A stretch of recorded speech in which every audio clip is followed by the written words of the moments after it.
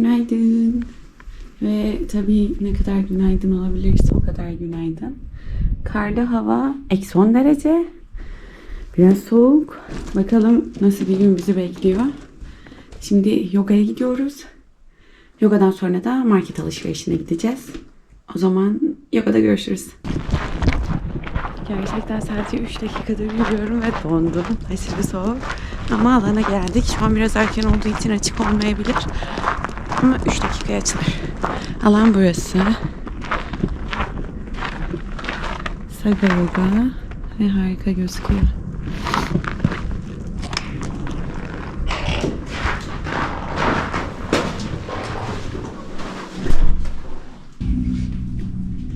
Şöyle bir alanımız var. Aşırı tatlı gerçekten. Şurada güzel aromaterapileri için aromalar var. Şöyle her zaman güzel mumlarımız var. Tam bir cozy alan. Şurada matlar ve şunlar yün matlar. Gerçekten koyun kokuyor. Şurası banyo alanı ve şurası da soyunma odası. Şurada küçük bir mutfak. Şimdi burada üstümüzü değiştirelim bakalım. Burası da böyle.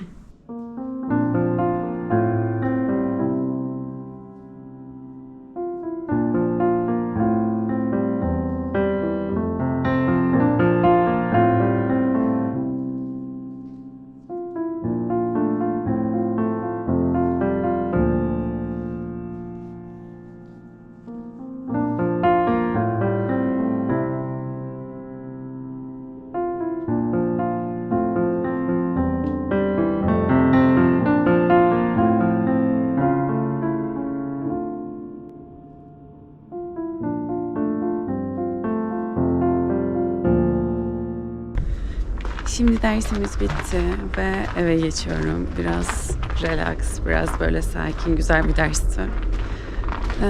Şimdi biraz eve geçip yulaf yiyelim. Sonra da market alışverişine gidelim. Şu an hafif bir kar yağıyor, aşırı güzel. Şöyle biraz daha hava aydınlanmış ve şu an saat 9:30. Şöyle göstereyim biraz etrafı. Sanki biraz da hava yumuşamış gibi. Bakmadım ama en son sabah -10'du. Hatta 5 gibi uyandığımda da -13 falandı. Bu hafta biraz soğuk olacak belli ki. Ama neyse ki kar var. Çünkü kar olmayınca gerçekten aşırı karanlık ve biraz bunalım hissettirebiliyor. Depresif hissettirebiliyor. Gerçekten kar yağıyor. Çok iyi. Burası bizim evimizin köşesindeki pizzacı, İtalyan pizzacısı. Ve burası çok güzel. Küçücük bir yeri var aslında. 3-5 tane masası var. Zaten hep böyle küçük yerler genelde güzel oluyor. Belki bir gün geliriz. Hatta şöyle yapıyorduk biz yazın. Oradan pizzalarımızı alıp parka gidip parkta pizza keyfi yapıp böyle kitap falan okuyorduk. Gerçekten inanılmaz bir yazdı. O fotoğrafları da hatta bu videonun arkasına ekleriz.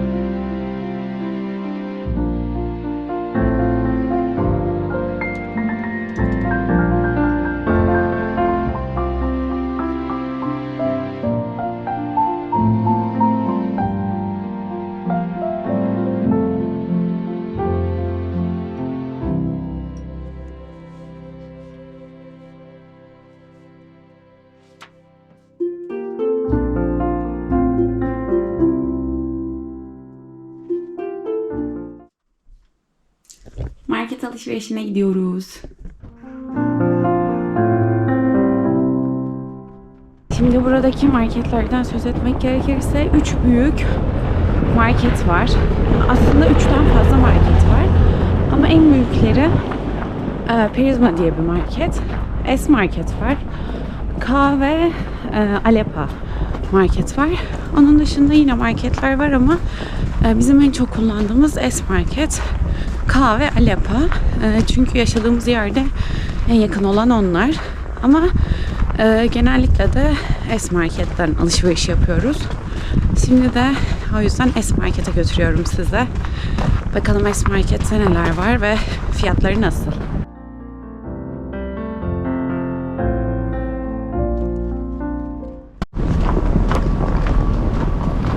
Evet, S Market'e geldik şu an. Şu sağ taraf deniz kenarı. Biraz esiyor o yüzden ve biraz dondum galiba. Çünkü eldivenlerimi almamışım ve hala kar yağıyor. Şimdi S Market'e girip birkaç alışverişimizi de yapacağız. Ama hedefim fiyatları göstermek birazcık daha detaylı bir şekilde. Bakalım. Evet, şu an S Market'teyiz. Öncelikle şunları göstermek istiyorum ben. Burada yeşillikler, yani işte maydanoz, roka, işte nane, fesleğen gibi ürünler genelde hep şöyle saksılı satılıyor. Şöyle altında saksısı var. Ve saksıyla birlikte siz ekip onu evde sürekliliğini sağlayabiliyorsunuz. Ve gerçekten bu inanılmaz güzel bir şey ve çok da keyifli bence. Meyveler şöyle ki her çeşidi bulabiliyoruz. Fiyatlar bu şekilde. Her çeşidi bulabiliyoruz. Ama tabii yani bazıları Türkiye ile aynı değil kesinlikle. Şöyle avokado fiyatlarını göstereyim. Mesela karpuz, kavun kesinlikle aynı değil ya da yaz meyveleri aynı değil. Ama kırmızı meyvelerin hepsi gerçekten çok güzel. Şöyle salatalıklar tek tek satılıyor. Yani bizdeki gibi kiloyla almak mümkün değil çoğu şeyi. Ve burada en sevdiğimiz şey aslında şu şekilde salatalar ve bazen böyle tarihleri geldiğinde %30 indirimlere giriyor. Her şey doğranmış ve gerçekten çok kolaylık sağlıyor kesinlikle. Ispanaklar bu şekilde doğranmış. Şimdi bizim buradan alacak bir şeyimiz yok. Meyvelerimiz böyle. Mesela biberler gerçekten değişik ama tek tek satılıyor. Bizdeki gibi kiloyla alamazsınız ve fiyatları bu şekilde. Kuru biberler de böyle. Bunlar 1,9'luk, yani kilosu 7,5, bayağı pahalı bir de sebze meyve. Ve şöyle kırmızı çili biberler var, bunlar da biraz pahalı. Soğanlar, evet soğanları tek tek almıyoruz neyse ki. Sarımsaklar paketli ve genelde her şey paket. İşte şu mesela bizdeki taze soğan, yanlış hatırlamıyorsam, evet. Ve fiyatı kilosu 24,90. Ama sorguları çok yakışıyor bu şekilde. Mesela bilmediğim bir meyve var ya sebze var, onu bilmiyorum. Evet, burası bu şekilde. Şimdi biz buradan patlıcan alacağız. Varsa tabii. Bakalım patlıcan var. Şöyle zencefil var. Burada zencefil çok tüketiyorlar. Evet, patlıcan alacağız. Kilosu 7,51. Biz da bir tane böyle bir yeter. Tatlı patatesler, havuçlar, turplar, yani aslında dediğim gibi her şey var fakat sadece biraz renkli ve lezzet olarak biraz farklı. Burayı seviyorum. Burası tamamen işte kilosu 14,90'a denk gelen salata alanı. Her şeyi ekleyebiliyorsunuz. İşte makarnası, normal salatası, kaseleri de bu şekilde. Ton balığı, füme somon balığı, işte yumurta, protein salatası ve burada yine kinoalar, turşular ve zeytinler. Bu şekilde bir salata reyonu var.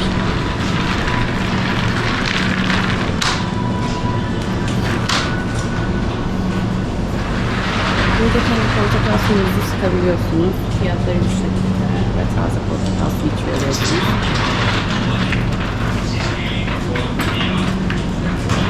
Şunu da göstermek istiyorum. Şu an mesela şurada kolisi 2 euro. Yani bu koliyi aldığımızda bu koli tamamen 2 euroya denk geliyor. Meyve, işte muz ve elma. Mesela biz bu koliyi alabiliriz.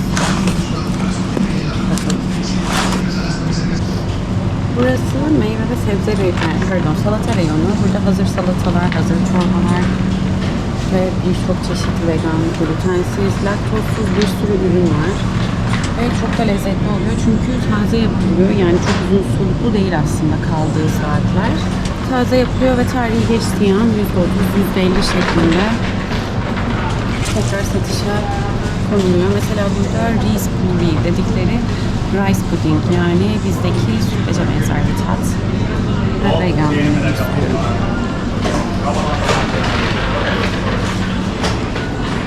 Burayı seviyoruz. Gerçekten de çok alıyoruz. Burası bakery kısmı ve her sabah tazecik sıcacık ürünler oluyor. Buradan da alıp şurada tartarak fiyatlarını belirleyebiliyoruz. Şurada da tatlı reyonu var. Burası da taze balıkların ve etlerin, hazır pişmiş salataların olduğu bir reyon. Somon balığı ve isti somon ve birkaç çeşit somon var burada. Şu şekilde.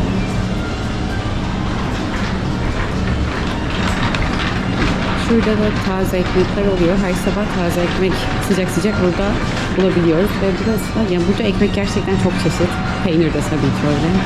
Hatta şurada peynirleri göstermek istiyorum. İnanılmaz çok çeşit peynir var. Yine laktozsuz, glutensiz, yani vegan peynirler de bulabiliyorsunuz. Mesela şurası vegan reyonu.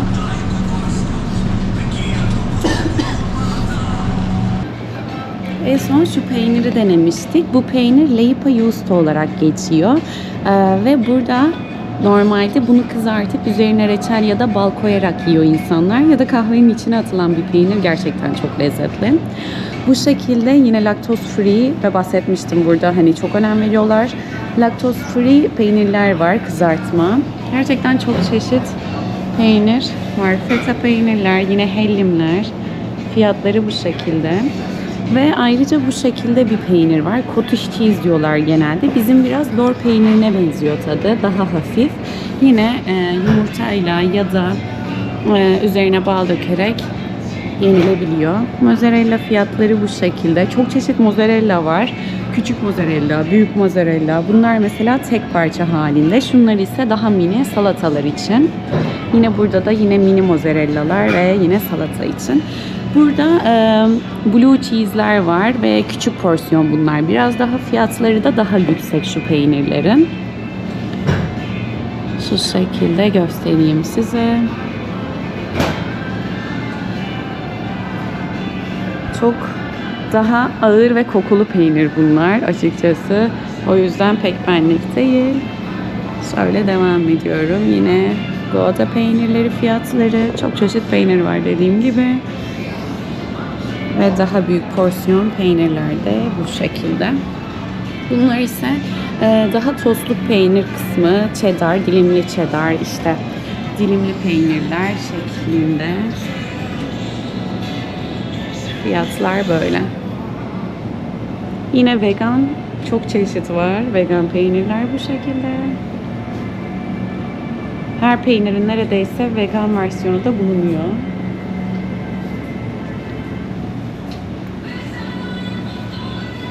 Ve tekrardan dilimli, daha az porsiyonlu peynirler ve fiyatları.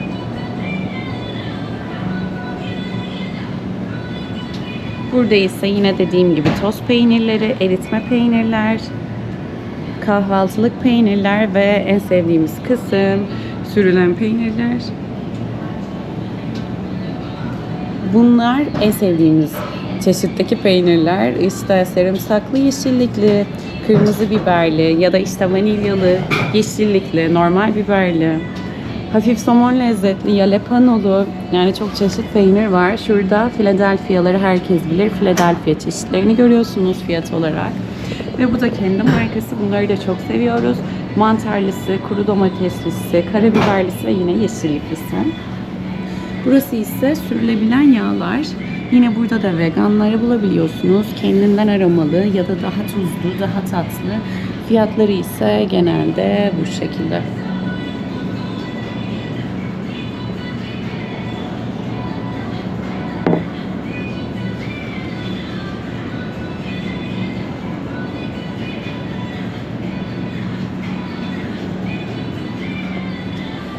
Bu Burada böyle tatlı kıtır ekmekleri çok seviyorlar. Şöyle tarçınlı bir ekmekleri var popüler. Ya da bu şekilde tatlı ekmekleri var. Hafif bagel gibi yani ama şekerlisi. Bu şekilde ekmekleri gerçekten çok fazla tüketiyorlar ve onun dışında burası da tamamen bir ekmek reyonu. Bu ekmekler 8-10 dakika fırında pişirilerek yapılan ekmekler. Onun dışında burada yine tarçınlı çörekler reyonu, hazır kekler reyonu var ve bu şekilde merenk, hazır waffle ve hazır tart hamurlarını bulabiliyorsunuz. Küçük donutlar ve burada tarçınlı kekler, yine bunları çok seviyoruz. Gerçekten misafir geldiğinde direkt alınıp hazır bir şekilde ikram edilebilir. Çok da lezzetli ve taze. Bu da buranın meşhur tatlısı, bahsetmiştim bundan. Ve tekrardan burada ekmekleri görebilirsiniz. Bu ekmekler genelde buğdaylı ya da yulaflı ekmek oluyor. Sandviçlerle çok güzel gidiyor. Siyah renkli ekmekler. Burası küçük ekmek reyonu. Ve bu şekilde yine tost ekmeklerini bulabiliyorsunuz. Fiyatları ise genelde bu şekilde. Ayrıca burada da pita ekmekleri var. Çeşit çeşit pita, her biri birbirinden lezzetli. Fiyatlar bu şekilde. Aşağıda da genelde vegan, yine lactose free hamburger ekmeklerini görebiliyorsunuz. Bu şekilde hamburger ekmekleri fiyatları. Yine şu buğdaylı ya da yulaflı farklı unlu ekmekler dediğim gibi aşırı tok tutucu ve buranın meşhur ekmekleri siyah ekmekler. Şu ise Malta ekmeği. Bunu gerçekten çok seviyoruz. Burada Åland diye bir ada var. Bu adanın ekmeği aslında bu siyah ekmekler.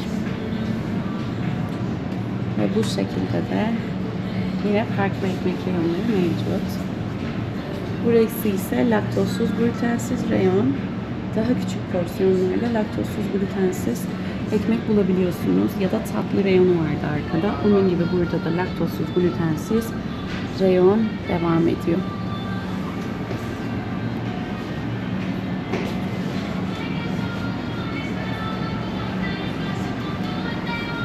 Burada yoğurtlar reyonu var. Şurası tamamen Greek yoğurt dedikleri aslında Türk yoğurdu reyonu.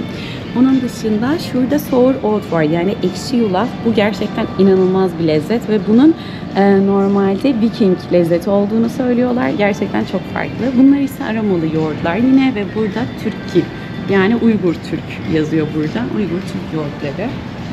Yoğurt fiyatları bu şekilde. Burası en güzel kısım, kremalar ve kremalar aslında aromalı, yani karabiberli, işte peynir lezzetli, biberli şeklinde bir sürü krema var ve bu kremaların da fiyatları bu şekilde ve yine aynı şekilde laktozsuzunu ve veganını bulabiliyorsunuz. Bu da bizim için çok güzel bir şey.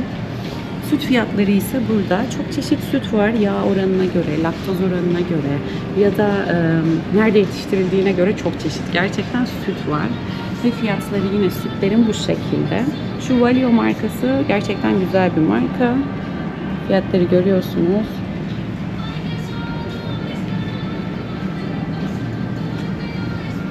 Süt fiyatları böyle. Şurada ise yulaf sütleri, Oğuz milkler. Bunlar da benim favorilerim. Çok çeşit fiyat ve çok çeşit ürün var. Şuna bayılıyoruz. Pumpkin spice'lı ya da cinnamon roll tatlı. Bunlar hafif yağlı oluyor ve kahve için mükemmel. Elovena buranın yine markası ve çok lezzetli bir marka. Bunun da çok çeşit sütlerini bulabiliyorsunuz. Yani burada gördüğünüz gibi hepsi yulaf, badem, yani bunların hepsi vegan reyonu. Veganı bu kadar çeşit bulabilmek harika. Soya sütleri, light soya sütleri, şekersiz soya sütleri ve alprolar. Fiyatları en pahalı olan alprolar. Ve burası yine çok çeşit un reyonu. Un fiyatları da bu şekilde. Şurası ise cornflakesler, kahvaltılık gevrekler, mesela gluten free ya da işte KitKat'ın. Yani bunun cenneti Amerika ama burada da fazlasıyla her çeşit ürünü bulabiliyorsunuz. Kendi markası olan Cook var ve kendi markası olan yine farklı ürünler de burada. Fazer'den hep bahsediyorum. En meşhur kafesi ve inanılmaz güzel lezzetleri. Fazer'in de yine aynı şekilde kahvaltılık gevrekleri var. Burası ise çeşit çeşit müsli, yani daha meyveli, şekerli, şekersiz seçenekler var. Yine Dr. Oetker'in de yani bildiğimiz bir markanın da fiyatlarını görebiliyorsunuz. Yine Elo Bema'dan bahsetmiştim. Bu şekilde. Fıstık ezmesi reyonları ve vegan fıstık ezmeleri. Nutella fiyatları. Sürülebilen çikolatalar ve şu mükemmel gerçekten incir reçeli. Ve buranın meşhuru kırmızı beri reçelleri. Çeşit çeşit beri reçeli var. Hatta bazı beri reçelleri de etle servis ediliyor. Fiyatları da bu şekilde. Burada konserve meyveler var. Bunları biraz atlayabiliriz. Burada ise pirinçler, makarna fiyatları var. Şu şekilde makarnaları göstereyim. Yine vegan, glutensiz, sadece sebze, işte sadece mercimek makarnası şeklinde, glutensiz şeklinde fiyatlar da bu şekilde. Burada çok çeşit pirinç var ama bizim pirinçlerimiz gibi pirinç yok. Yasmin pirinçler, işte basmati pirinçler, bu şekilde farklı pirinçler, patates püreleri, her şeye erişebiliyorsunuz ve fiyatlar bu şekilde. En güzel kısım baharatlar kısmı, çeşit çeşit baharat ve fiyatlar genelde böyle. Burası ise esmer şekerlerin, balların olduğu yer. Bal fiyatları böyle ve balları gerçekten çok farklı. Daha yoğun balları var ve balların arkasında genelde hangi şehirden geldiği yazıyor.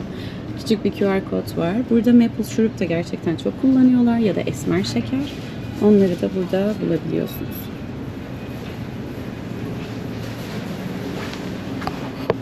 Burası kahve reyonu. Kahve fiyatları böyle. Paulik buranın güzel markalarından biri. Kendi markası ve genelde Arkeos gibi mağazalara gittiğimizde rahatlıkla bulabildiğimiz ya da işte benzinliklerde bulabildiğimiz bir kahve. Fiyatları bu şekilde. Filtre kahvelerin. Yine kendi markaları biraz daha uygun. Şu şekilde bir uygun kahveler var. Yine şu şekilde kahveler. KitKat aromalı Nescafe'nin kahveleri. Yine bu kahvelerde bu şekilde.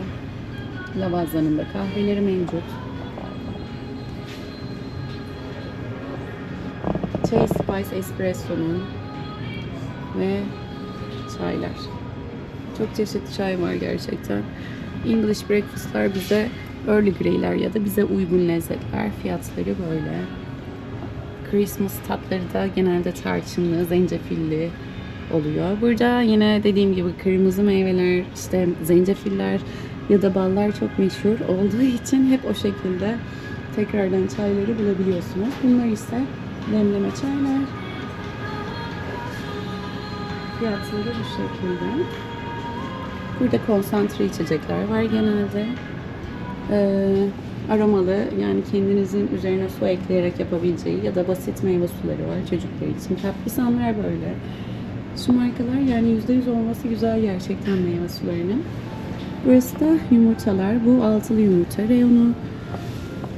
Bunlar da onlu sanırım, evet.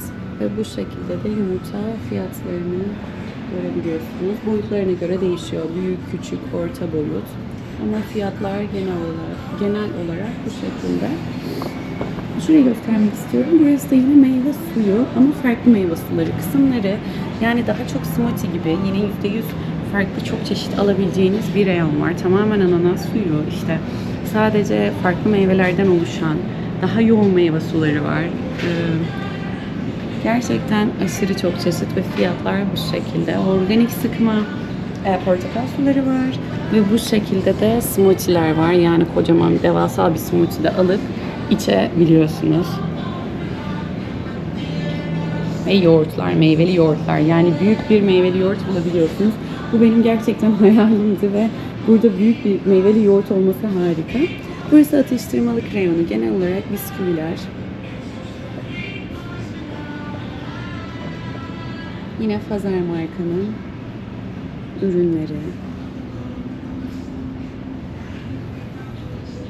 Yine tarçınlı bisküviler.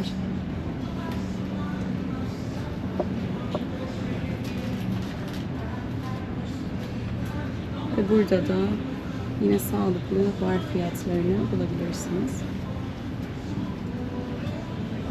Genelde bunlar da çok kullanılıyor bizim mutfağımızda. Üzerine peynirle, meyvelerle güzel oluyor gerçekten. Fiyatlar hep bu şekilde. Bunlar da vasa gibi lezzetli kahvaltılıklar.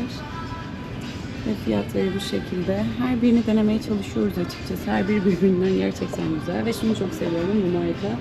Buranın yine en sevdiğim markası diyebilirim. Ve pirinç patlakları. Ve burada da sıcak çikolatalar. Kocaman bir paket sıcak çikolata bulabiliyorsunuz. Ve kocaman devasal bir yoğurt reyonu. Burası vegan, şekersiz yoğurtlar. Burada yine protein bazlı yoğurtlar. Burada ise içilebilen yoğurtlar. Ve yine proteinli, şekerli, şekersiz, aklınıza gelebilecek her şey.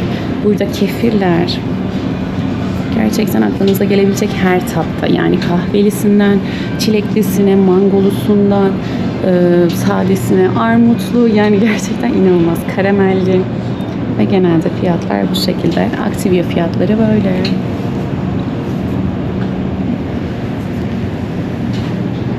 Evet. Burası da dediğim gibi devasa bir yoğurt reyonu.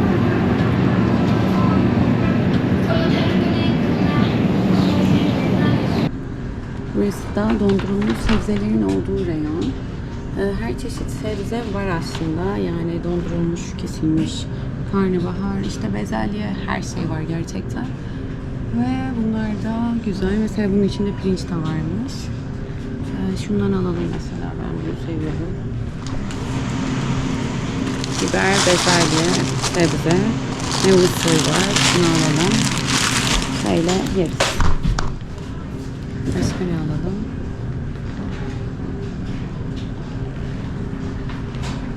Brüksel lahanası ve bezelyeler yine. Bezelye de alalım. Bunlar çok büyük bezelye ama.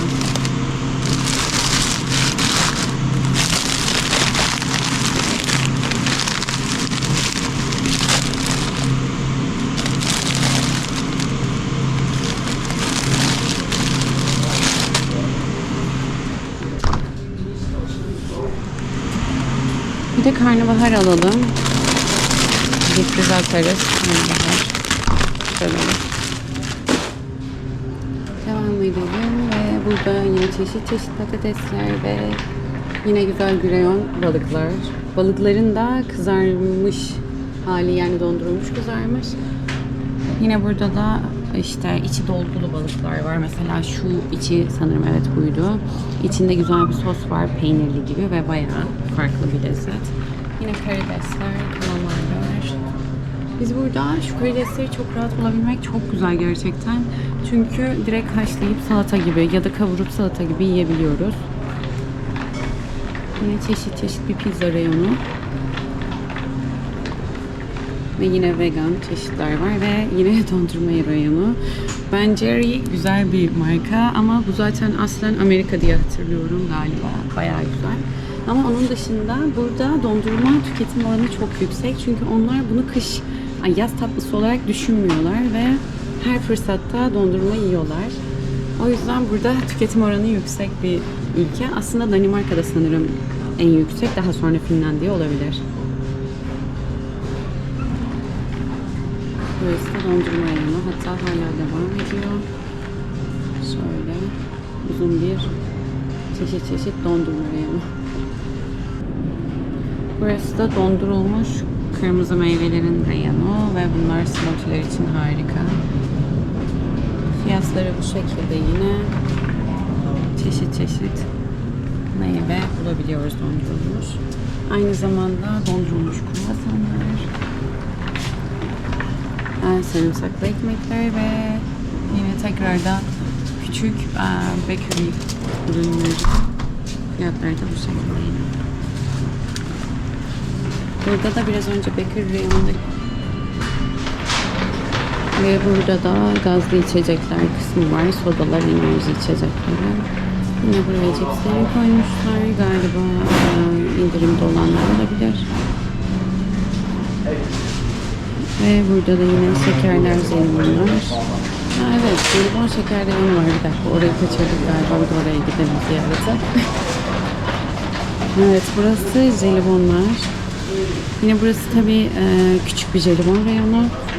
Şurası jelibonlu çikolatalar. Normalde inanılmaz devasa büyük jelibon şeker reyonları var ve buralar hala jelibon. Bu şekilde çok çeşit jelibon reyonu. Çeşit bulabiliyorsunuz ve hepsi güzel. Yine vegan, glutensiz, şekersiz. Yine birçok çeşit mevcut. Burası da çikolata reyonu.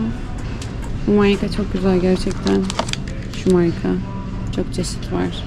Mesela portakallı içi, işte karamelli, naneli, krokanlı vesaire. Yine Fazer'in kendi çikolataları var. Şu şekilde içi çikolatalı var. İşte karamelli mintli, normal karamelli. Şuna Turkish pepper diyorlar. Acı yani. Acı ve ekşi. Turkish pepper'i. Yine burada da çikolata yani.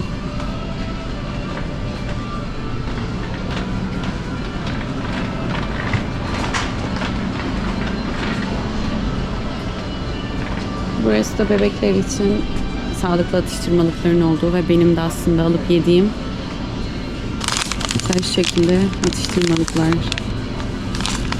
Ve bu şekilde de smoothie'ler. Bunları da gerçekten çantaya atmak keyifli ve güzel oluyor. Sağlıklı smoothie ve sadece %100 içeriği temiz, sadece meyveler. Burası deterjan reyonları. Burada banyo deterjanları var. Fiyatlar ise bu şekilde. Bunlar mutfak deterjanları. Fairy'ler biraz yüksek fiyatlı açıkçası.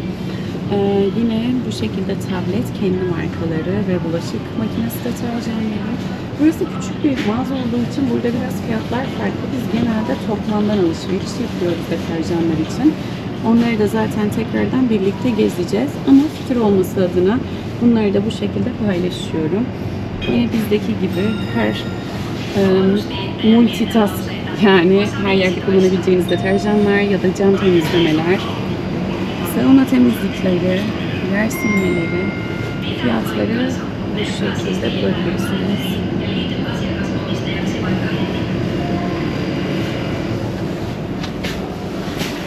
Burada ise çamaşır deterjanları var beyazlar için. Şu şekilde büyük var ve ekstra buranın kendi markası. Yine bunlar en uygun deterjan fiyatları. Ama fiyatları ise bu şekilde.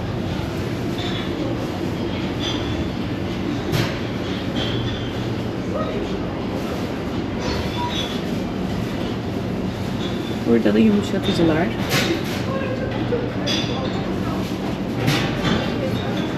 Burası da hala yumuşatıcılar. Rainbow S-Market'in markası. O yüzden daha uygun. Yine Omo fiyatları.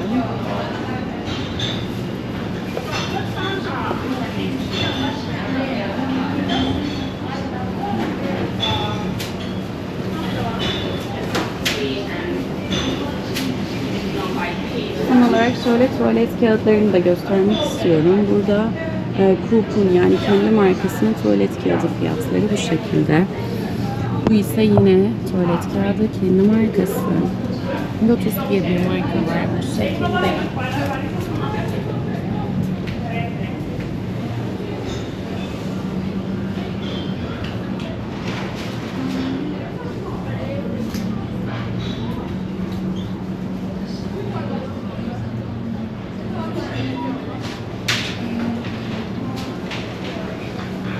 Bunlar ise havlu kağıt fiyatları. Normal peçeteler.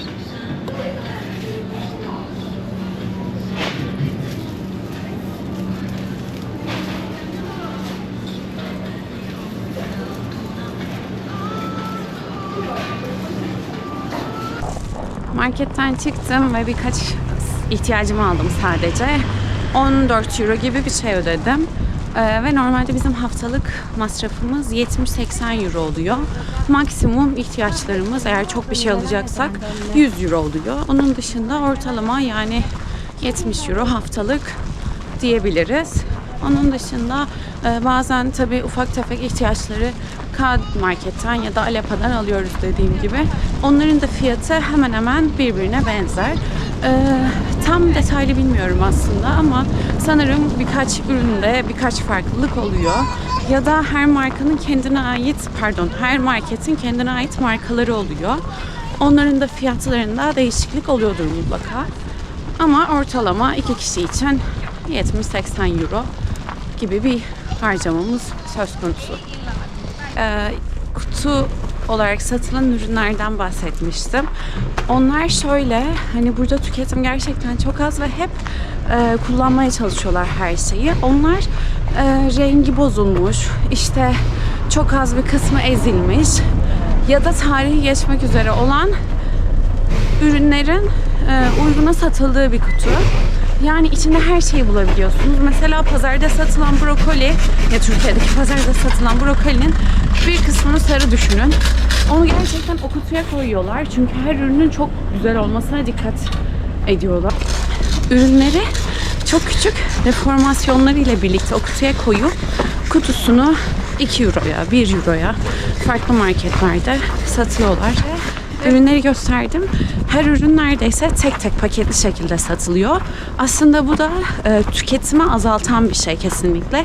Çünkü insanlar burada sadece ihtiyacı kadar alıp ihtiyacı olanı kullanıp işte eksik kalırsa tekrar markete gidip alarak ilerletiyor. Yani bizdeki gibi maalesef hani kilolarca alıp dolapta bekletip bozulmuyor aslında ve hani bu da benim gerçekten çok sevdiğim bir özellik. Yani keşke biz de bunu yapabilsek gerçekten. Yani sadece ihtiyacımızı alıp ihtiyacımızdan fazlasını almasak. Yani böyle güzel bir market turuydu diye düşünüyorum. Tekrardan farklı marketlerde de zaten başka videolar çekeriz.